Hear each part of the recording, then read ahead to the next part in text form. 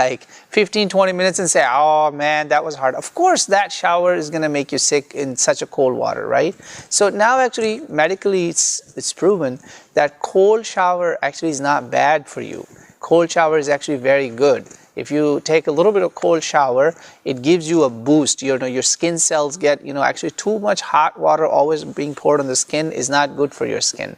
So don't be scared. Don't be like assuming that I'm gonna sick no matter what. No, inshallah, you won't get sick unless you're an old person, you're in that age where like, yes, you could catch pneumonia or something. Yeah, it makes sense, but let's not make up excuses. The only excuse you have is like, let's say you have an open wound. That's a pure valid excuse. One of the companions had that. He was injured. They forced him to take a shower. He died after that. His wound got infected. And another case where Sahaba were traveling and a companion did not take shower because he was scared of cold. He's an